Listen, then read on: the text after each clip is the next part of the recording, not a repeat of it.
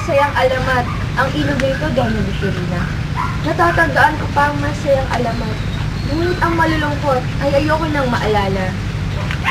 Nagiging ang pagkakabigkas mo ng katagang malulungkot, Kapitan. Ibarra, tila narinig ko na nga lang yan. Ano na nga bang nangyari sa kanya, Kapitan?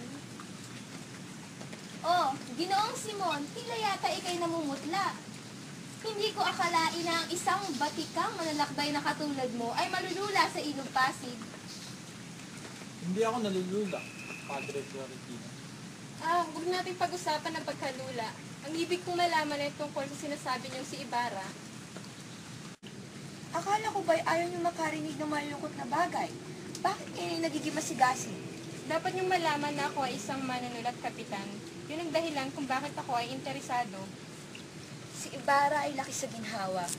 Siya'y matalino, kaya sa Europa siya pinag-aral ng kanyang ama. Ngunit nang siya ay magbalik sa Pilipinas, ay sa kanya lamang nabatid ang malungkot na nangyari sa kanyang ama. Kung mahal niyo talaga ako, hindi niyo hahayaang makasal ako kay Inare. Alam niyo, hindi ko siya mahal at hindi ko siya matutunang ibigin kailanman. Narita, labis na kumuha ko sa'yo ang nangitong sa akin ng ibang hanggang sa isang pasira. Alam kong gaganda ang buhay mo sa kanya. Pero kung kasama ko si Ibarra, kakayanin ko lahat ng paghihirap, lahat ng kalungkutan. Ano ngayon ang nais mong gawin ko?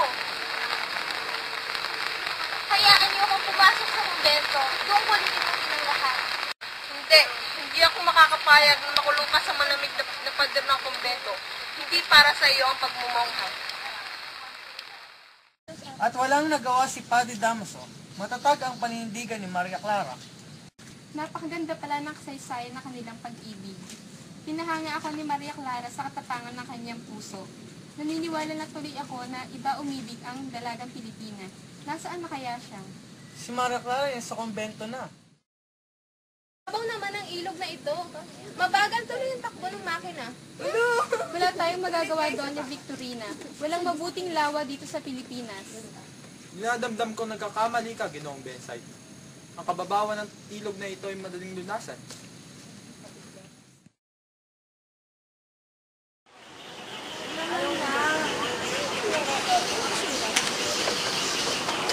Apo ko, hindi ako papayag na paalila ka.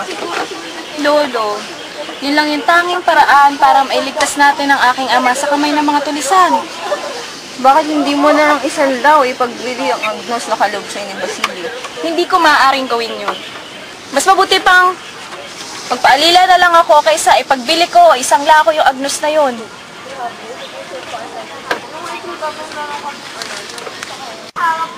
Pinangaralan ko siya matapos pag-imanin ang lupain, nagpapotok ng kanyang mga palad na inangkin ng mga pride. At ngayon ikaw ay papaalila kay Hermana Pensyang dahil lamang sa halagang yun? Huwag ko kayong magdamdam masyado, Lolo. Ginagawa ko naman ang lahat ng to para sa kalayaan ng aking ama.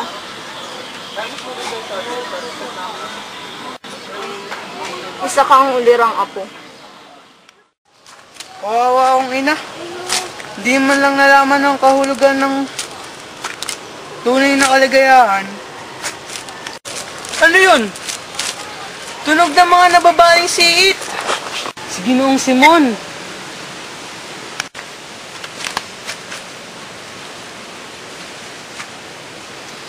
Huwag kang lalapit kung ayaw mamatay. Ginoo, natatandaan niyo pa po ba na nagkita tayo dito sa pook na to? 13 taon na ang nakakaraan. Bakit? Sa akala mo'y sino ako?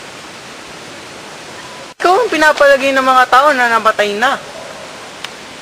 Basilio, isang lihim na maaari mong ikamatay ang iyong natuklasan ngayon. Subalit, kung pananatiliin mong lihim ang iyong natuklasan, ay hindi mangyayari ang gayon. Umasa po kayo ang lihim ay mananatiling lihim. Sinabit ko na hindi nalalayo ang iyong katugunan sa aking inaasahan.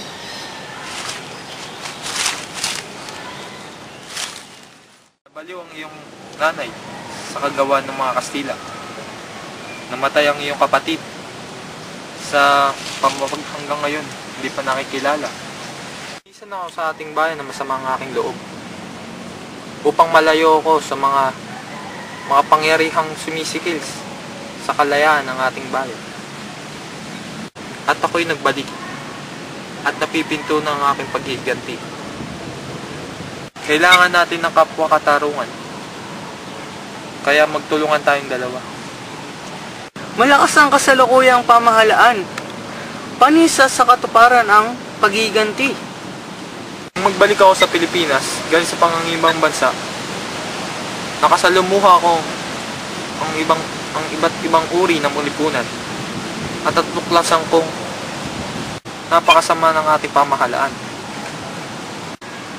Sapagkat bawat isa ng pinagmamalabisan ng gobyerno ay maging kapanalig ko sa pagdating ng paghukom. Ikaw, maasahan ba kita sa pagdating ng araw na iyon? Karangalan ko po ang pagtatapat niyo sa akin. Subalit dinadamdam ko na sabihin na ayoko mangialam sa politika. Hinangad ko lang ang manggamot sa aking buong buhay. Ang ibig mo bang sabihin ay ipipikit mo ang iyong mata sa pagkamatay ng iyong ina at kapatid? Matagal na silang patay. Wala na akong magagawa po para sila yung mabuhay ulit. Yan ang dahilan kung ba't ako nagsusunog ng kilay. Naniniwala ako sa katarungan at wala sa lakas ang ikakalaya ng ating bayan. Mali ka! Upang makamit ang kalayaan, kailangan mong magbuhos ng dugo. Kung gayon, magkaiba pala tayo ng pananaw, Ginoo. Alam ko ang iyong pasya. Ngunit sa magbago ang iyong paniniwala, bukas ang aking tahanan upang ikay pagdingkuran. Salamat po, Ginoo. Mag-iingat ka.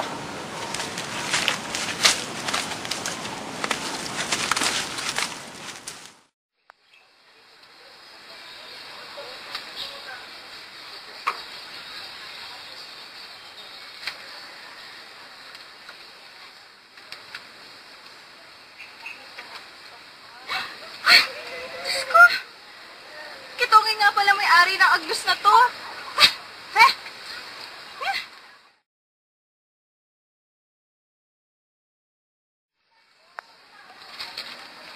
Huwag na ho kayo malungkot, Lolo Celo. Malapit lang naman dito ang bahay ni Hermana Penchang. E di tuwing ikalawa ng linggo, madadalo ko kayo.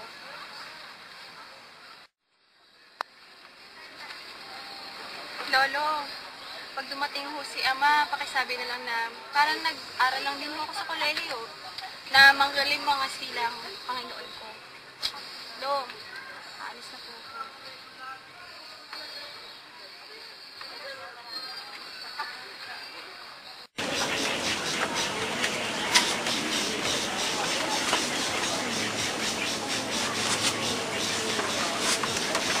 Pinaalis na ho tayo sa ating lupain. Inong Simon, tuloy po kayo. Magandang araw. Nandito ako para magbenta ng mga alahas. Tandaan ninyo, pag may nagustuhan kayong alahas, huwag kayong magpapalata. Baka taasan nila yung hanapin. Oo nga, mautak ang alaherong yan. Ako ay nagbibili at namimili ng mga alahas. Kabesang Tales, meron ka bang may aalok sa akin? Wala, Ginoong Simon. Ang lahat ng alas ng anak kong si Julia ay naipagbili ko na. Nagkakamali ka, Ginoong Tales. Ang agos na binigay ni Pasilo kay Huli ay hindi pa naipagbili. Kay Huli, ang hiyas ay walang katumbas. Nabuti pa niya ipaalila ang kanyang sarili kaysa ipagbili ang hiyas ng pag-aari ni Maria Clara. Kay Maria Clara ba kay kanyo ang Agnos na yun? Oo, Ginoong Simon. Paano napunta kay Basilio ang Agnos na yun? Di umano'y ibinigay ni Maria Clara ang Agnos sa isang pitungin. At ang pitungin na ito ay pinagamot kay Basilio. At ang Agnos ang binayad. Kabesang Tales, kahit hindi ko pa nakikita ang Agnos na yun, ay tinatawaran ko na sa inyo ng 500 piso. Ni 500 piso? Hayaan niyo munang ipagsanggol ko ito sa aking anak. Kayo ang masusunod.